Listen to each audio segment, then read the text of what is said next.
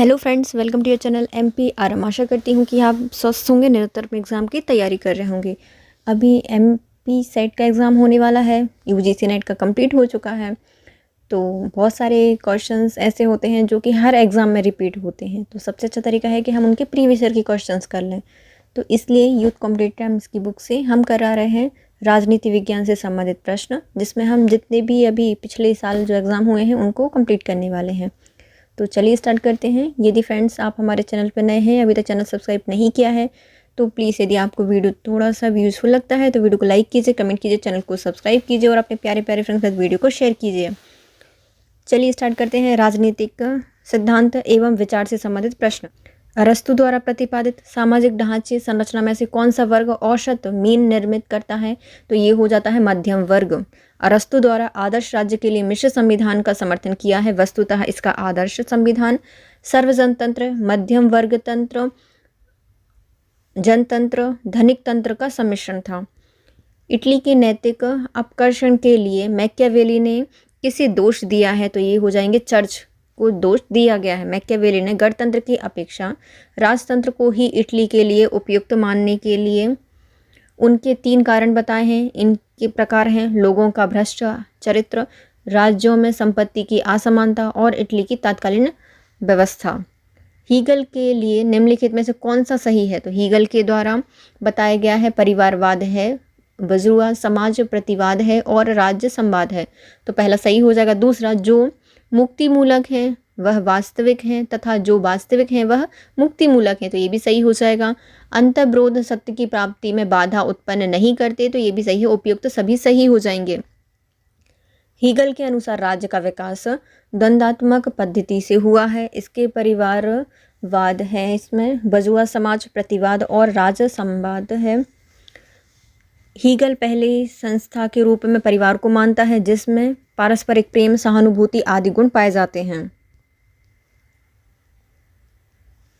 निम्नलिखित में से किसने बेंथम के दर्शन की आलोचना पिग फिलॉसफी कहकर की है? तो ये की गई है कार्लाइल के द्वारा की गई है। कार्लाइल ने बेंथम की आलोचना पिग फिलॉसफी कहकर की है। जॉन रॉल्स की कृतियों के संबंध में निम्नलिखित में से कौन सा सही है? बताइए। The theory of justice, political liberalism, the law of people. ये उपयुक्त सभी जॉन रॉल्स की कृतियां हैं।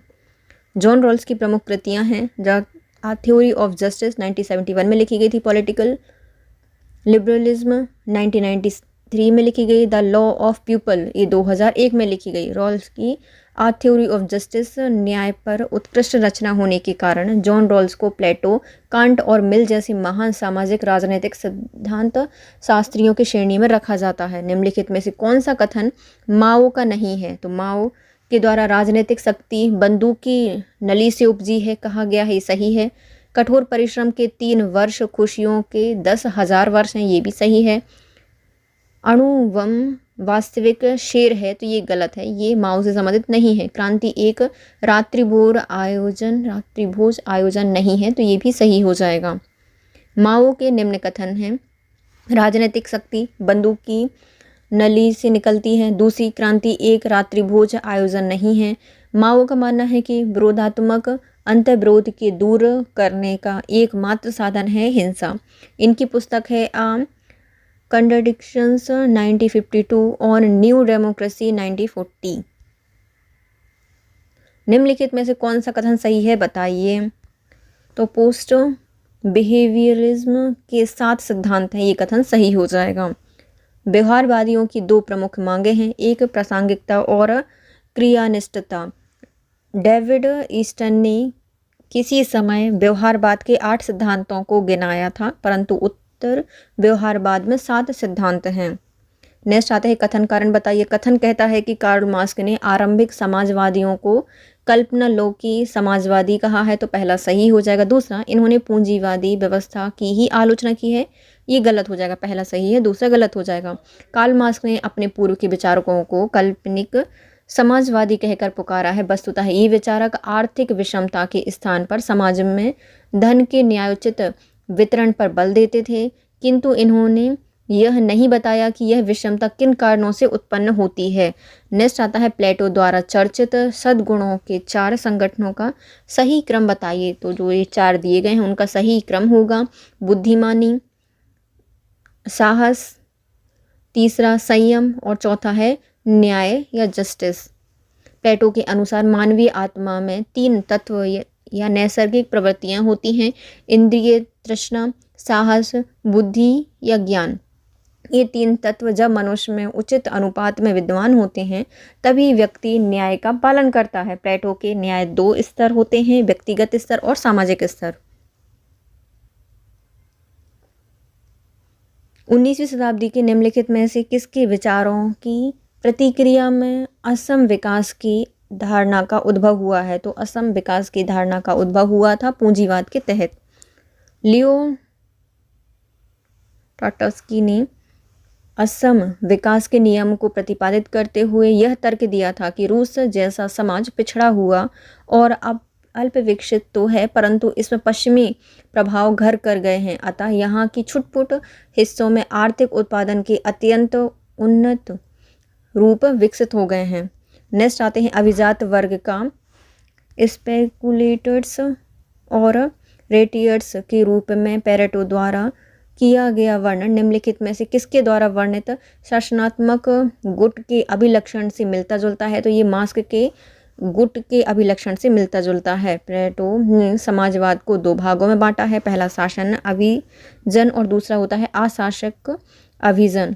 यह विभाजन उनमें बुद्धि, संगीत आदि विषयों के प्रति अभिरुचि, चरित्र एवं सामाजिक राजनीतिक प्रभाव की शक्ति आदि विषयों पर किया गया है। अभिजात वर्ग का स्पेकुलेटर्स और रेटियर्स के रूप में प्लेटो द्वारा किया गया वर्णन मार्क्स द्वारा वर्णित शासनात्मक गुट के अभिलक्षणों से मिलता है। नेक्स्ट आती है साम्यवाद और उदारवादी लोकतंत्र के बीच अंतर की अपेक्षा व्यवस्था एवं अव्यवस्था के बीच अंतर अधिक महत्वपूर्ण है।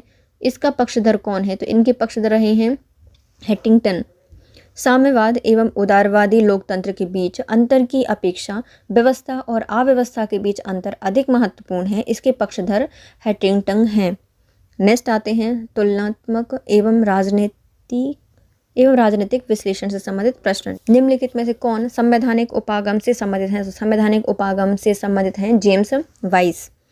जेम्स वाइस संवैधानिक उपागम से संबंधित हैं। यह उपागम व्यवस्थापिका, कार्यपालिका और न्यायपालिका जैसे राजनीतिक संगठनों की औपचारिक संरचना पर बल देते हैं। ऑर्थर वेटले जैसे सिद्धांतवेत्ता असंख्य हित समूहों को भी सम्मिलित कर लेते हैं। नेक्स्ट आते हैं एकल रेखीय प्रक्रिया के रूप में राजनीतिक विकास के विचार को चुनौती देने वाला निम्नलिखित में से कौन से हैं? तो ये हो जाएंगे हंटिंगटन। एकल रेखीय प्रक्रिया के रूप में राजनीतिक विकास के विचार को चुनौती देने वाला विचारक हंटिंगटन है। इन्होंने क्लैश ऑफ सिविलाइजेशन की अवधारणा का प्रतिपादन किया है। इनसे पूर्व और पश्चिम की संस्कृतियों के मध्य संघर्ष का प्रतिपादन किया है। नेक्स्ट आते हैं सूची 1 को सूची 2 से मिलाइए, चिंतक और विचारक बताइए। चिंतक में ईस्टर्न का संबंध है नियामक कार्यविधि से, डाइच का संबंध है नकारात्मक प्रतिपुष्टि से, सिल्स का संबंध है अल्पतंत्र का आधुनिकीकरण से और लुशियन पाई का संबंध है संरचनात्मक विभेदीकरण से। ईस्टर्न नियामक क्रियाविधि का संबंध है, डाइच का संबंध है नकारात्मक प्रतिपुष्टि से, सिल्स का संबंध है अल्पतंत्र की आधुनिकीकरण से और लुशियन पाई का संबंध है संरचनात्मक विभेदीकरण से। सांस्कृतिक द्वैतवाद क्या है? तो सांस्कृतिक द्वैतवाद का संबंध है अभिजात लोगों का एक आधुनिकृत वर्ग होता है जबकि अधिकांश लोग कठोर परंपरागत ढांचे में जकड़े होते हैं। सांस्कृतिक द्वैतवाद अभिजात वर्ग का एक आधुनिकृत वर्ग है जबकि अधिकांश लोग कठोर परंपरागत ढांचे में जकड़े होते हैं। आलमंड द्वारा प्रतिपादित राजनीतिक व्यवस्था के निम्नलिखित आगत कार्यों का सही अनुक्रम बताइए। तो सबसे पहले आते हैं राजनीतिक समाजीकरण एवं भर्ती, दूसरी आती है हित सुस्पष्टीकरण, तीसरा आता है हित सामूहिकरण और फोर्थ आता है राजनीतिक संप्रेषण। तो आलमंड द्वारा प्रतिपादित राजनीतिक व्यवस्था के आगत कृत्यों का प्रतिपादन संरचनात्मक कार्यात्मक उपागम से किया जाता है। राजनीतिक सामाजिकरण एवं भर्ती। दूसरा आता है हित स्पष्टीकरण, तीसरा है हित सामूहिकरण और चौथा है राजनीतिक संप्रेषण। पार्थो चटर्जी के लेखन के अनुसार पूंजी के वैश्वीकरण की नवीनतम अवस्था में किनके बीच विरोध नजर आया है? तो ये विरोध नजर आता है आधुनिकता एवं लोकतंत्र में। पार्थो चटर्जी के लेखन के अनुसार पूंजी के वैश्वीकरण की नवीनतम अवस्था में आधुनिकता एवं लोकतंत्र के बीच विरोध नजर आया है। नेक्स्ट आते हैं, नीचे दिए गए हैं कथन और कारण बताइए। कथन कहता है कि शक्ति अभिजन से संबंधित सी राइट मिल्स के तर्क शास्त्रीय अभिजन सिद्धांत के ढांचे पर आधारित हैं, तो पहला सही हो जाएगा। दूसरा, अभिजन परक निरूपण करना शास्त्रीय अभिजनवाद के बिना संभव नहीं है, ये गलत हो जाएगा। पहला सही है, दूसरा गलत है। सी राइट्स मिल ने शासक वर्ग के स्थान पर शक्ति अभिजन शब्द का प्रयोग अपनी पुस्तक पावर एलाइट में किया है। यह शक्ति शब्द में आर्थिक, राजनीतिक, सैनिक धारणाओं को मिलाकर शक्ति अभिजन को गढ़ता है। यह वर्ग सामाजिक दृष्टि से उच्च स्थानीय, सामंजस्यपूर्ण, एकतायुक्त और लोक नियंत्रण को अस्वीकार करने वाला होता है। प्रिज्मीय समाज का सिद्धांत निम्नलिखित में से किस पर आधारित है? जो प्रिज्मीय समाज है इसका सिद्धांत है विकासशील देशों में लोक प्रशासन का संरचनात्मक प्रकार्यात्मक विश्लेषण से। रिंग्स ने लोक प्रशासन के अध्ययन की पारिस्थितिकीय उपागम के प्रति महत्वपूर्ण योगदान दिया है। थाईलैंड और फिलीपींस में अपने अध्ययनों के आधार पर उनके उदाहरण देकर यह बतलाया है कि किस प्रकार पर्यावरण प्रशासनिक व्यवस्थाओं को प्रभावित करता है। इनकी पुस्तक पेरिज्मेटिक सोसाइटी रिविजिटेड 1973 है। फ्रिक्शनल थ्योरी ऑफ इंटीग्रेशन पद को गढ़ने वाले कौन है? तो इनका नाम है David Mitrany. Functional theory of integration पद को गढ़ने वाले श्रेय जाता है डेविड मैत्रिनी को। व्यवस्था विश्लेषण के मार्टिन कॉपलॉन के मॉडल का सही अनुक्रम क्या है? तो इनका सही अनुक्रम है शक्ति का संतुलन, ढीली द्विध्रुवीयता, तीसरा कठोर द्विध्रुवीयता और सार्वभौमिक अंतर्राष्ट्रीय व्यवस्था।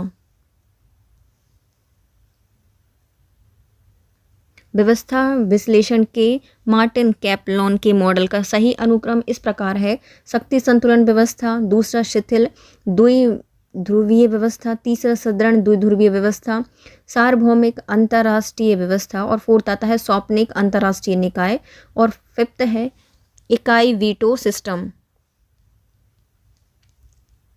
नेक्स्ट आता है सूची 1 को सूची 2 से मिलाइए। सावरकर का संबंध किससे है? तो सावरकर का संबंध है समस्त राजनीति का हिंदूकरण एवं हिंदू धर्म का सैन्यकरण। एम.एन. रॉय का संबंध है कानपुर षड्यंत्र मुकदमे में दंडित किए गए थे एम.एन. रॉय। अरविंदो घोष का संबंध है लोटस एंड ग्रेक्स नामक गुप्त संस्था से संबंध हैं। और जयप्रकाश नारायण का संबंध है a plea for reconstructions of Indian polity शीर्षक पुस्तक का लेखन किया है जयप्रकाश नारायण ने। सावरकर का संबंध है समस्त राजनीति का हिंदूकरण और हिंदू धर्म का सैन्यकरण। एम.एन. रॉय कानपुर षड्यंत्र मुकदमे में दंडित किए गए थे। Aurobindo Ghosh lotus and decks नामक गुप्त संस्था से संबंध हैं। Jayaprakash Narayan a plea of reconstructions and Indian polity 1959 शीर्षक पुस्तक के लेखक हैं। नेक्स्ट आता है निम्नलिखित में से कौन से वक्तव्य सही नहीं है बताइए। ओके, तो पहला आता है संविधान के प्रावधान के अनुसार मंत्रिपरिषद सामूहिक एवं व्यक्तिगत दोनों रूप से लोकसभा के प्रति जवाबदेही होती है, तो पहला गलत हो जाएगा।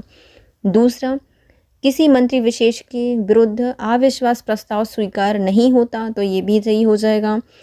पहला गलत है, दूसरा सही हो जाएगा।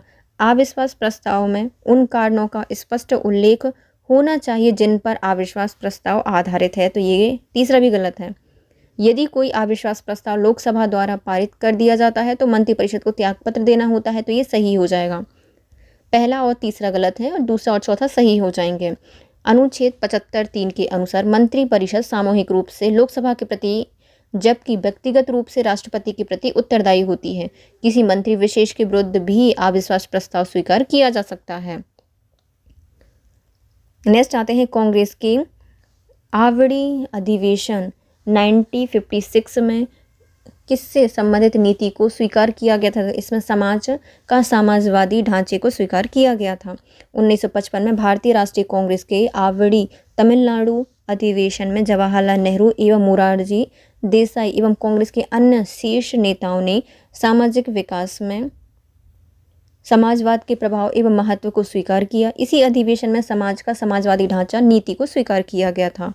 गृह सचिव एन वोहरा की अध्यक्षता वाली भारत सरकार की प्रशासनिक समिति 1993 में क्या निष्कर्ष निकाला गया था? तो इसमें निष्कर्ष निकाला गया था राजनीतिक अपराधियों एवं नौकरशाहों के बीच साठगांठ। गृह सचिव एन वोहरा की अध्यक्षता वाली भारत सरकार की प्रशासनिक समिति 1993 में यह शीर्षक निकाला गया था या निष्कर्ष निकाला गया था कि राजनीतिज्ञों, अपराधियों और नौकरशाहों की साठगांठ। अनुच्छेद 360 के अंतर्गत राष्ट्रपति वित्तीय आपातकाल उद्घोषित कर सकता है, तो ये जम्मू कश्मीर को छोड़कर संपूर्ण भारत में ये कर सकते हैं। अनुच्छेद 360 के अंतर्गत राष्ट्रपति को जम्मू कश्मीर में वित्तीय आपातकाल लागू करने का अधिकार नहीं है। इस अनुच्छेद के अंतर्गत राष्ट्रपति आपातकाल की घोषणा तब कर सकता है जब वह इस बात के लिए स्पष्ट हो जाता है या संतुष्ट होता है कि ऐसी स्थिति उत्पन्न हो गई जिससे भारत अर्थात उसके किसी क्षेत्र की वित्तीय स्थिति या पर्याप्त खतरे में है। जब बिल्कुल पूरा वित्तीय ढांचा गया तो तभी वित्तीय आपात को घोषित किया जाता है। वर्तमान में जम्मू कश्मीर राज्य से विशेष राज्य का दर्जा समाप्त कर दिए जाने और उसे विभाजित कर 2 संघ राज्य क्षेत्र बना दिया गया है, अतः यह प्रश्न अब प्रासंगिक नहीं होता। पहले जब ये आया था तब ये प्रासंगिक था।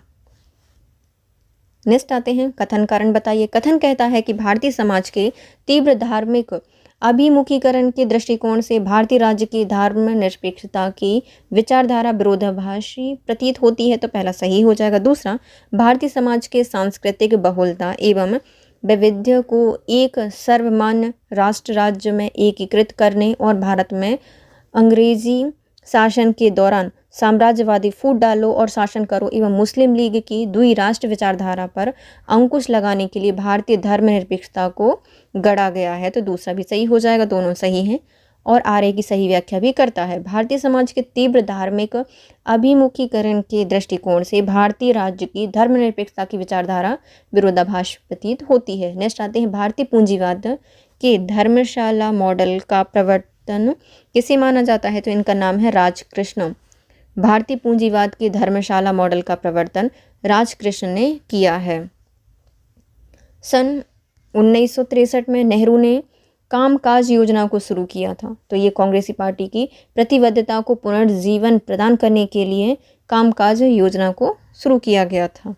सन 1963 में नेहरू जी ने कामकाज योजना को इस उद्देश्य से प्रारंभ किया था कि इससे कांग्रेस पार्टी की प्रतिबद्धता को पुनर्जीवित किया जा सके। नेक्स्ट आता है निम्नलिखित कथनों में से कौन सा कथन केंद्रीय सतर्कता आयोग के बारे में सही नहीं है, बताइए।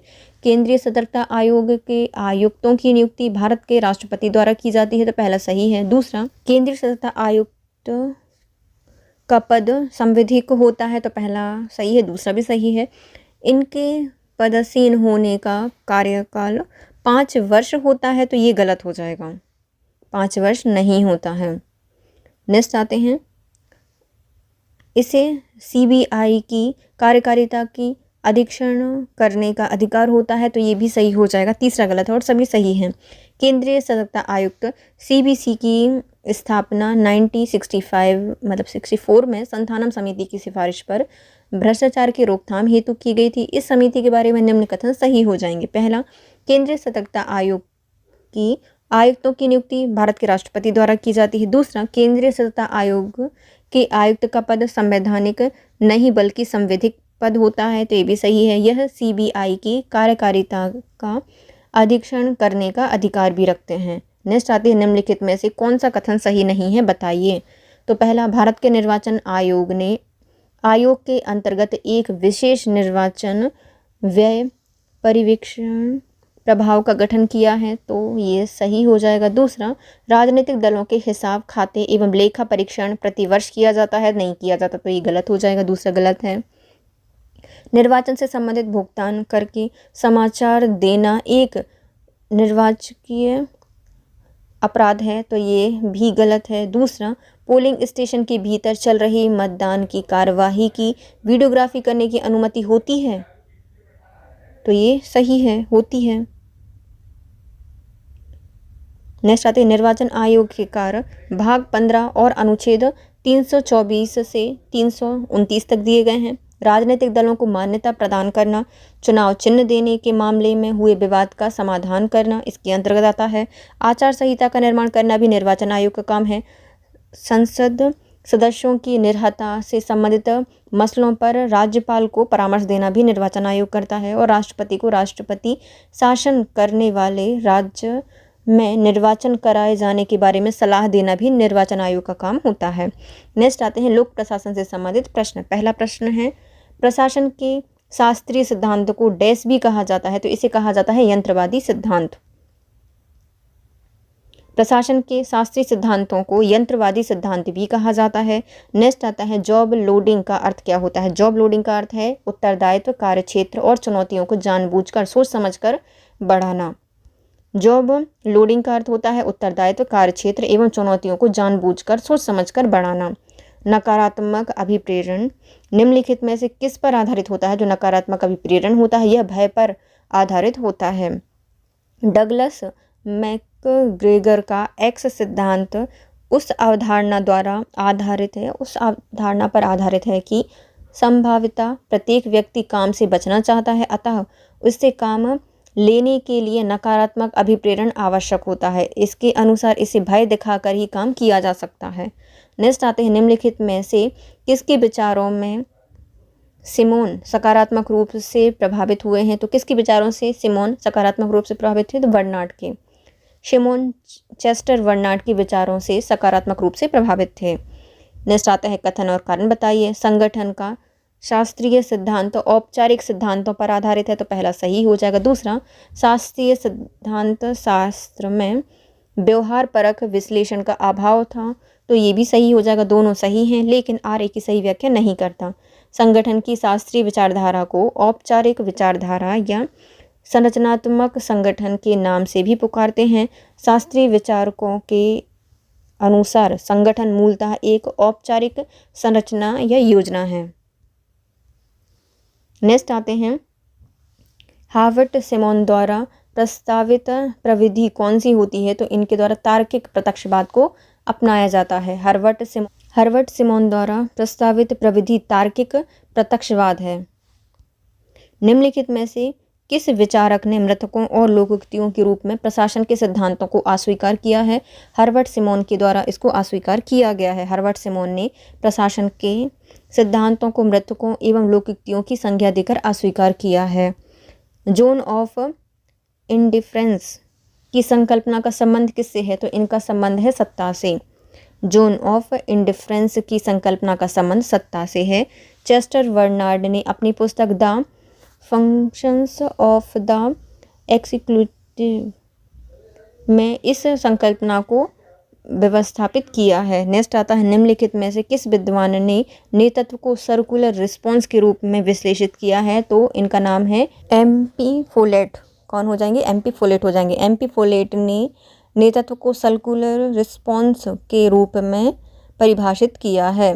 नेक्स्ट आते हैं अंतर्राष्ट्रीय संबंधों से संबंधित प्रश्न। सूची 1 को सूची 2 से मिलानी है। निर्भरता सिद्धांतवादी की पुस्तकें बतानी है, तो हम इनको यहाँ देखेंगे क्योंकि आगे पीछे हैं, है ना। समीर अमीन का संबंध है accumulation on a world scale से। A.G. फ्रैंक का संबंध है capitalism and development. F. Henrique Cardoso का संबंध है dependency and development. Paul Sweezy का संबंध है मोनोपोली कैपिटल से। नेक्स्ट आता है युद्ध के गैर राजकीय आयामों को यह भी कहते हैं, तो इन्हें उत्तर वेस्टफैलियन युद्ध कहा जाता है। युद्ध के गैर राजकीय आयामों को उत्तर वेस्टफैलियन युद्ध भी कहा जाता है। 1 दिसंबर 1943 की तेहरान उद्घोषणा में निम्नलिखित में से किसकी योजना बनाई गई थी? तो इसमें शांति कायम करने की योजना बनाई गई थी। 1 दिसंबर 1943 की तेहरान उद्घोषणा में शांति कायम रखने की योजना बनाई गई थी।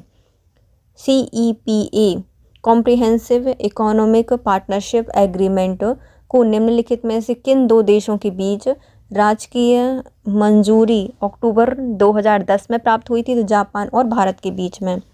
CEPA को भारत और जापान के बीच शासकीय मंजूरी 2010 में दी गई थी। CEPA भारत और दक्षिण कोरिया के मध्य 1 जनवरी 2010 में संपन्न हुई, जबकि भारत और जापान के बीच 2011 में संपन्न हुई थी।